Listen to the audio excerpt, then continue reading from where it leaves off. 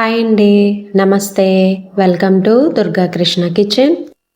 సన్నకారపూస ఇంట్లో ఎప్పుడైనా ట్రై చేశారా? లేదంటే ఒకసారి ఇలా ట్రై చేసి పెట్టండి. పిల్లల ఫేవరెట్ అయిపోతుంది. టేస్ట్ అయితే చాలా వచ్చిందండి. స్కూల్ నుంచి వచ్చే పిల్లలకి ఏదోటి స్నాక్స్ చేసి పెడుతూ ఉండాలి. అలానే స్కూల్‌కి కూడా స్నాక్స్ అనేది పెడుతూ ఉండాలి కదా! ఇలా ఒకసారి మనం చేసి పెట్టుకుంటే 15-20 రోజుల వరకు నిల్వ ఉంటుంది. కాకపోతే పిల్లలు 4, 5 రోజులకే అవగొట్టేస్తారండి. అంత బావుంటుంది ఈ సన్నకారపూస.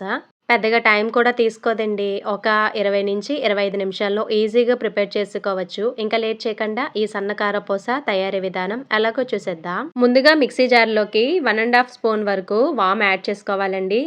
సన్నకారపూస శనగపిండితో ప్రిపేర్ చేస్తాం కాబట్టి ఇలా వామ్ యాడ్ చేయడం వల్ల పిల్లలకి అరుగుదల బావుంటుంది. అలానే కడుపుబ్బరం, దానితో పాటే గ్యాస్ట్రిక్ ట్రబుల్ ఇలాంటివి కూడా చాలా వరకు ఉండవండి ఇలా వామ్ యాడ్ చేసుకోవడం వల్ల.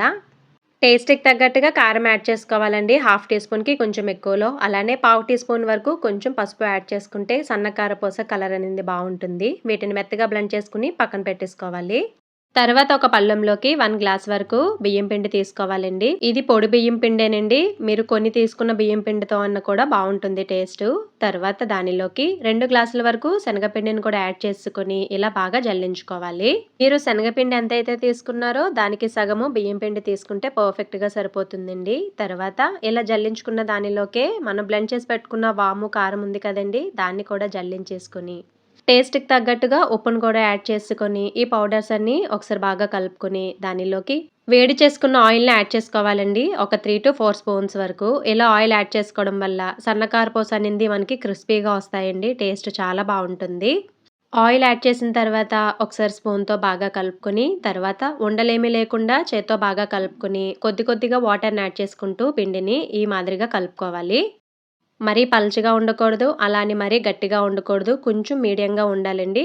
తర్వాత పిండి ఇలా కలిపెట్టుకున్నాం కదండీ! ఇప్పుడు దీని మీద 1 స్పూన్ వరకు ఆయిల్ యాడ్ చేసుకొని, ఆయిల్ అంతా పిండికి పట్టేలాగా ఇలా అప్లై చేసుకొని, మూత పెట్టుకొని ఒక 10 నిమిషాలు పక్కన పెట్టేసుకోండి సరిపోతుంది. చూడండి పిండి ఈ మాదిరిగా ఉండాలి. 10 నిమిషాల తర్వాత ఇలా పిండిని రోల్‌లా ప్రిపేర్ చేసుకొని, సన్నకారపూస వేసే ప్లేట్ తీసుకొని, దానికి ఆయిల్ అప్లై చేసుకొని, అలానే జంతికల గొట్టానికి కూడా ఆయిల్ అప్లై చేసి, ఇలా పిండిని జంతికల గొట్టంలో పెట్టుకొని సన్నకారపూస వేసుకోవడమేనండి. రిమైనింగ్ పిండి మీద మూత పెట్టేసుకోవాలండి. పిండి డ్రై అవ్వకుండా ఉండాలి. ఈ వీడియో మీరు ఇంతవరకు చూస్తున్నారంటే, ఈ వీడియో మరి మీకు నచ్చిందనే అనుకుంటున్నా. నచ్చినట్లయితే తప్పకుండా వీడియోని లైక్ చేయండి. మీరు లైక్ చేయడం వల్ల ఈ వీడియో అనేది మరికొంతమందికి రికమెండ్ అయ్యే ఛాన్స్ ఉంటుంది. అలానే ఛానల్‌ని సబ్స్క్రైబ్ చేసుకోండి. స్టవ్ మీద ఆయిల్ పెట్టుకొని, ఆయిల్ బాగా మరిగిన తర్వాత స్టవ్ మీడియంకి పెట్టుకొని, ఇలా సన్నకారపూసను జాగ్రత్తగా వేసుకోవడమే. వేసిన వెంటనే కదిపేయకూడదండి.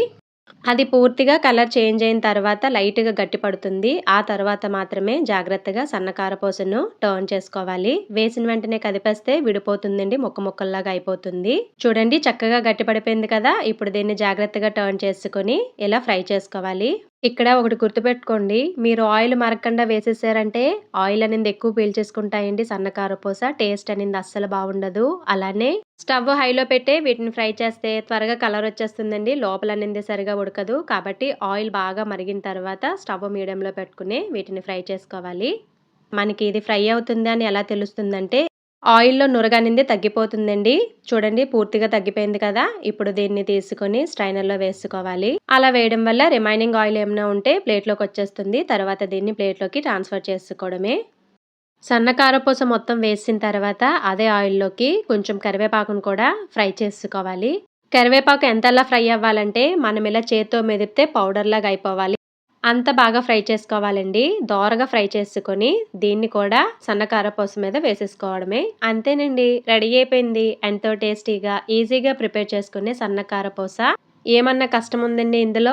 చాలా ఈజీగా ప్రిపేర్ చేసుకోవచ్చు కదండీ! ఒకసారి మీరు తప్పకుండా ట్రై చేయండి. మరి మీకు నచ్చిందా ఈ వీడియో? మీకు గనక ఈ వీడియో నచ్చినట్లయితే తప్పకుండా వీడియోని లైక్ చేసి, షేర్ చేసి, కామెంట్ చేయండి. అలానే ఛానల్‌ని సబ్స్క్రైబ్ చేసుకొని పక్కనే ఉన్న బెల్ ఐకాన్‌ని గనక క్లిక్ చేసినట్లయితే నా వీడియోస్‌ని మీరు రెగ్యులర్‌గా ఫాలో అవ్వచ్చు.